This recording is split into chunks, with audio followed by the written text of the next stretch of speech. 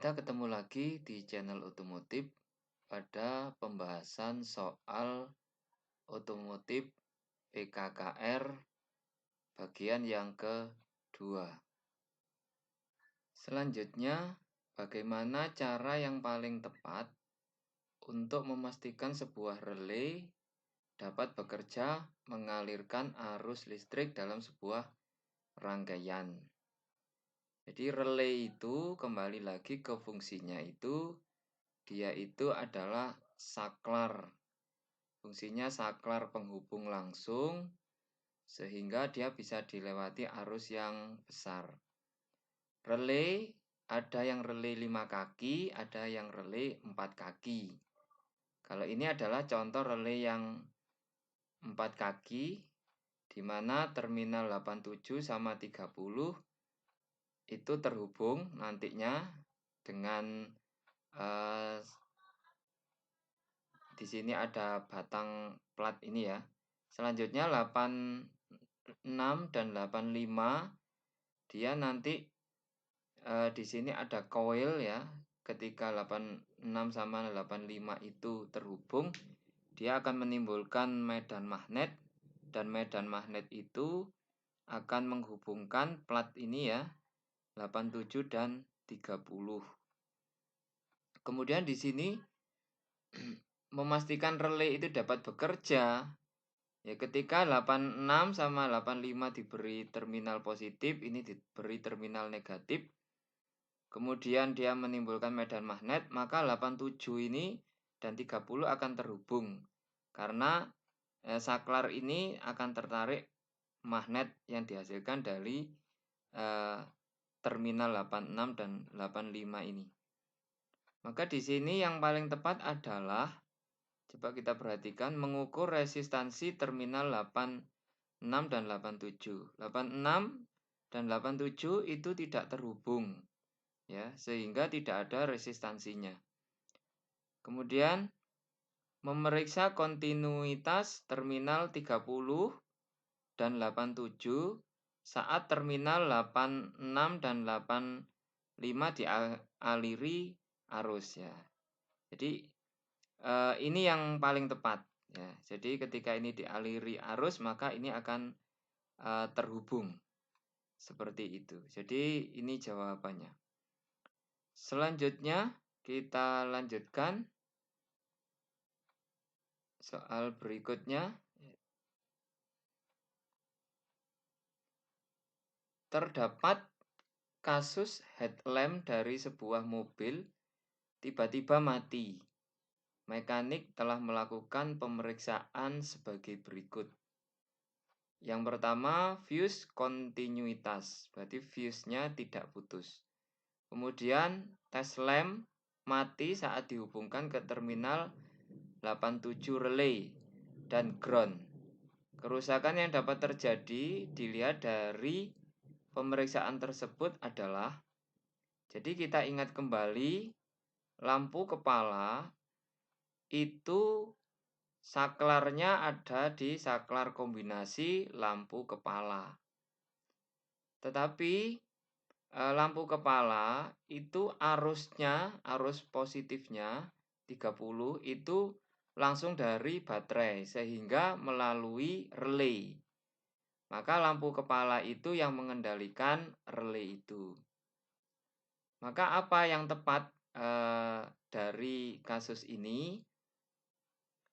Kalau fuse tidak putus, kemudian tes lamp di 87 relay ini ketika dihubungkan dengan ground ternyata mati, maka bisa kita prediksi paling kuat adalah tidak ada arus yang masuk ke terminal 8586 sehingga koil pada relay tidak menimbulkan medan magnet. Maka kita lihat ya, switch headlamp rusak, daya lampu terlalu tinggi. Ini tidak mungkin ya. Kalau daya lampu terlalu tinggi, maka akan putus arus. Kemudian ground lampu putus ya. Ground lampu putus. Meskipun ini mungkin tetapi ini sangat kecil ya. Kemudian headlamp tidak ada kontinuitas ya. Kemudian tahanan fuse besar ya. Yang paling tepat adalah headlamp switch headlamp rusak. Jadi saklar kombinasi ini di sini tidak ada arus yang masuk apakah putus ataupun memang ini tidak bisa menghubungkan karena rusak. Jadi yang paling tepat adalah yang A. Selanjutnya kita nomor 18 ini ya. Sistem pengapian elektronik ini menggunakan distributor tanpa dilengkapi vacuum advance dan centrifugal advance, serta menggunakan igniter untuk memutus atau menghubungkan arus primer. Tipe sistem pengapian elektronik ini adalah ya. Jadi pada sistem pengapian biasanya untuk memutus, kalau yang konvensional adalah menggunakan platina, maka di dalamnya itu biasanya ada vacuum advance dan centrifugal advance.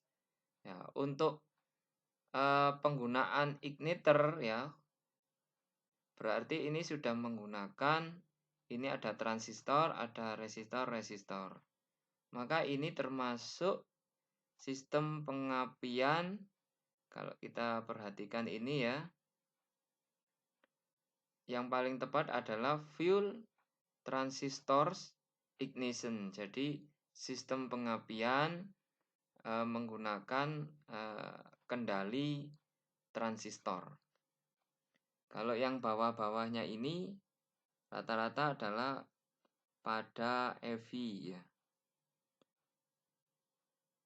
Oke, saya lanjutkan. Sebuah mobil ketika di start sama sekali tidak bisa hidup. Dilakukan pemeriksaan. Ground test hasilnya percikan api pada kabel ignition coil tidak ada. Jadi ketika dilakukan ground test di sini ya, ground test ini tidak ada percikan bunga api ya. Tidak ada percikan bunga api. Tidak ada arus primer terminal ignition coil. Jadi ini coil.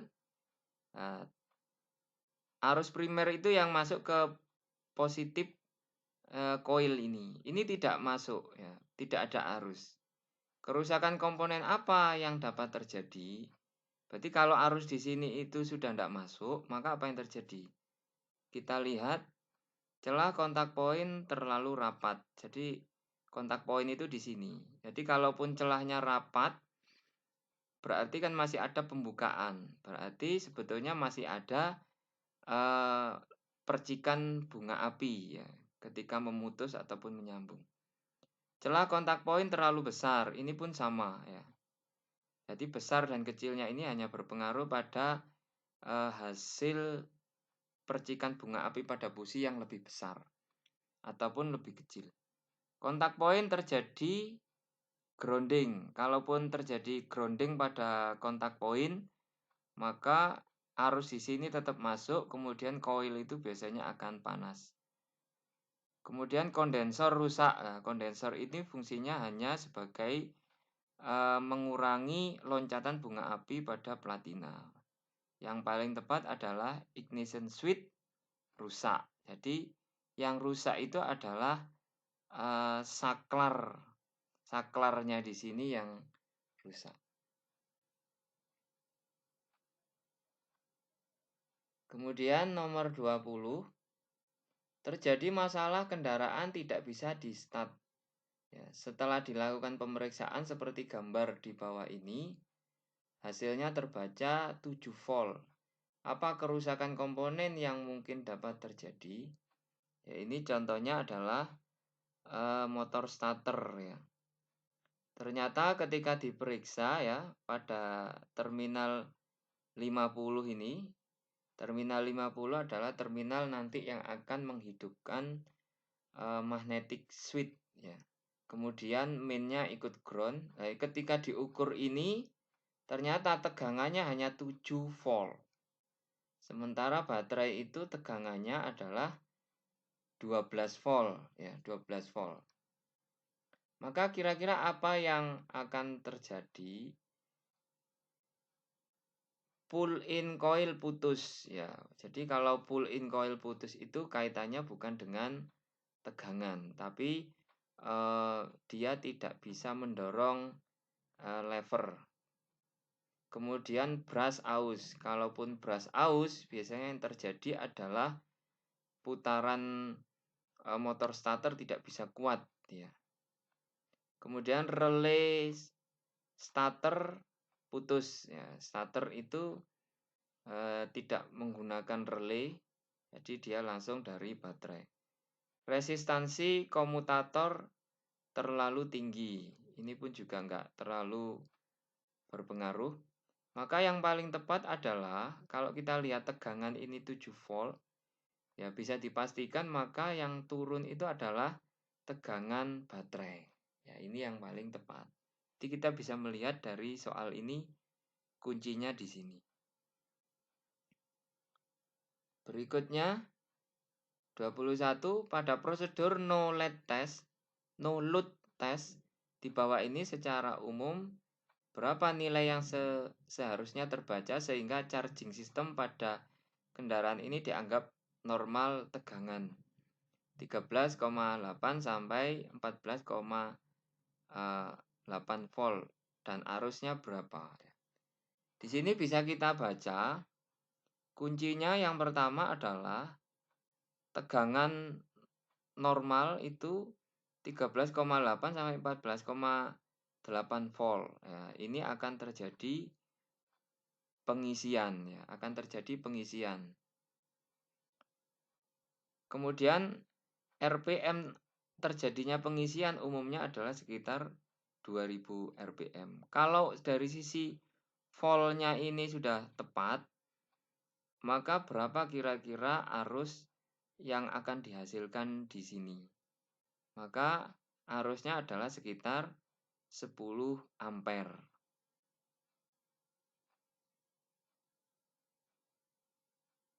Selanjutnya, seorang mekanik akan melakukan pengisian cairan AC.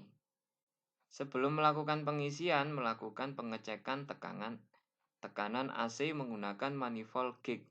Hasil pengukuran menggunakan manifold gauge pada instalasi AC terlihat seperti gambar di bawah ini. Apa kesimpulannya? Jadi ini berkaitan dengan pengisian AC. Ketika kita ukur sistem AC itu terbaca di manifold, ini tekanan rendah, ini tekanan rendahnya sekitar 0,5 ya, dari 0,8. Sementara di tekanan tinggi ini lebih rendah, yang di tekanan rendah ini lebih tinggi ya. Maka apa yang terjadi ya? Refrigeran berlebihan. Biasanya kalau refrigeran berlebihan, itu sisi tekanan tinggi itu naik, sisi tekanan rendah pun juga tinggi. Ya. Sementara ini tekanan tingginya rendah, menurun, berarti tidak mungkin. Kemudian kompresor rusak. Kalau kompresor rusak itu tekanan rendahnya juga rendah, tekanan tingginya juga rendah. Kemudian expansion valve tersumbat. Kalau ekspansinya tersumbat, biasanya akan mempengaruhi sistem yang lain. Yang paling tepat adalah refrigeran kurang. Ya, jadi ini refrigeran kurang. Berikutnya, seorang mekanik melakukan pemeriksaan sistem AC mobil dengan cara mengamati side glass. Ini side glass saat AC beroperasi. Hasil pengamatan terlihat seperti gambar di bawah ini, tidak ada gelembung. Apa yang terjadi? Ya. Jika jumlah refrigerannya kurang, biasanya di side glass ini gelembungnya cukup banyak. Ya. Jika refrigerannya terlalu banyak, maka tidak ada gelembung. Jika pada posisi normal, maka ada gelembung sedikit-sedikit. Maka kalau dilihat dari sini, tidak ada gelembung, berarti jawabannya yang paling tepat adalah jumlah refrigerannya berlebihan. Selanjutnya, sistem lampu tanda belok tidak berkedip, hanya menyala saja pada saat saklar tanda belok dihidupkan, baik belok kanan maupun kiri. Gangguan ini bisa disebabkan oleh kerusakan pada, ya, kita perhatikan bahwa lampu tanda belok itu kedipnya itu salah satunya adalah dikendalikan oleh flasher, ya. Ini flasher. Ini rangkaiannya. Cara kerjanya bagaimana flasher itu, ya. Ketika saklar tanda belok itu dihidupkan, maka arus akan mengalir ke titik P. Dari P maka akan mengalir menuju L1 dan menuju ke L, ya. Maka lampu posisi menyala, ya.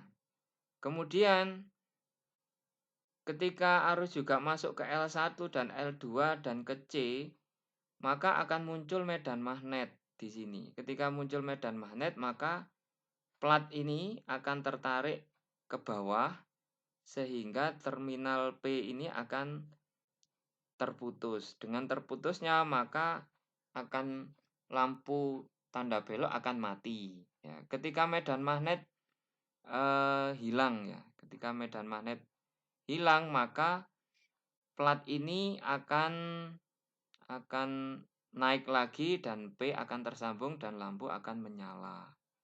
Ya, di sini ada R yang fungsinya itu adalah ketika arus melalui sini, ini maka arus cukup kecil sehingga lampu tidak menyala di sini. Maka yang paling tepat apa? Relay tanda belok rusak. Saklar lampu tanda belok kotor. Ya, kalau saklar kotor biasanya nyala atau redup, ya. Tegangan pengisian hanya 12 volt.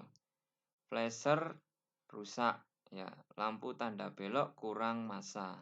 Yang paling tepat adalah flashernya rusak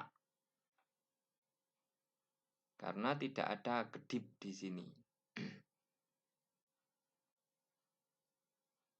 Berikutnya, pada bola lampu 8 watt 12 volt, lampu tersebut dirangkai untuk dua depan, yaitu lampu kota kanan kiri dan lampu belakang kanan kiri dan satu lampu plat nomor. Berarti ada 5 lampu pada rangkaian tersebut. Sebaliknya dipasang pengaman sikring sebesar berapa sebaiknya. Jadi lampu kota disusun paralel sehingga arus yang masuk ke setiap lampu dijumlah. Nah, ini P sama dengan V kali I atau I sama dengan P dibagi V. V ini volt, P ini watt, I ini adalah ampere. Maka P kita jumlahkan karena 8 watt dikali 5, 8 kali 5 hasilnya 40. Kemudian kita cari I sama dengan P dibagi V yaitu 40 watt dibagi 12 volt. Hasilnya adalah 3,3 ampere. Maka yang paling tepat adalah fuse-nya kita gunakan sekitar 10 ampere. Demikianlah pembahasan untuk soal sistem kelistrikan bagian yang kedua. Terima kasih.